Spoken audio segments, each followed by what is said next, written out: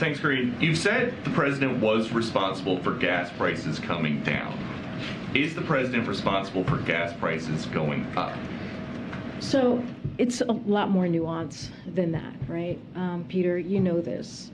There have been global challenges that we have dealt with. When I say all, meaning other countries as well, have dealt with since the pandemic. There's been pandemic and there's been Putin's war.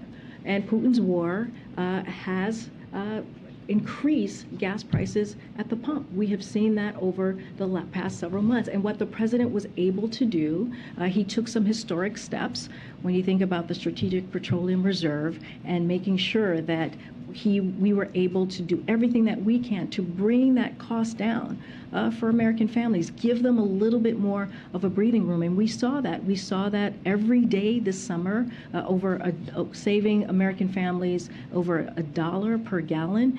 And so that is what the president's going to continue to stay focused on, our American consumers. How do we continue to keep prices down? That's why we did the Inflation Reduction Act. That's why we talk about the CHIPS Act. All of these things are going to help Americans here in this country. And there are consumers now in California paying $6.41 a gallon for gas, Nevada $5.51, Oregon $5.46.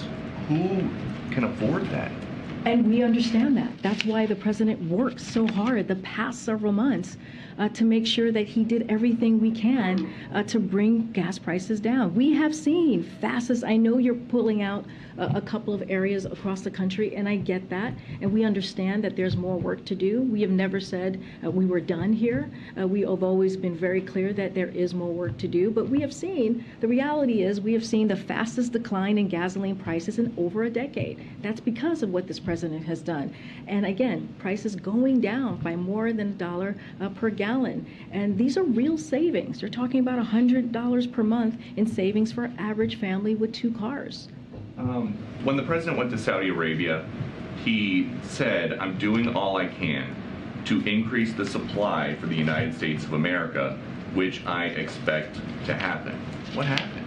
So I want to be very clear, and we have said that, you know, his trip to the Middle East was not about oil. It was about America's position in the Middle East and consultation with 12 leaders from across the region on a range of issues similar to his summits in Asia or the Americas, and later this year with African leaders. The president's trip was crucial. It was critical to U.S. national security, a more peaceful, integrated region, and for global security. And there were plenty of examples that we laid out to all of you as to why this trip was so important. But aside from that, the president took action. As I just mentioned, he took action these past several months, and every day in this summer, you saw prices tick down at the pump. But we didn't just stop there. We saw legislative actions, historic actions that the president took to make sure that we're continuing to create jobs in America. We're continuing to lower prices. So there are multiple actions that this president has taken.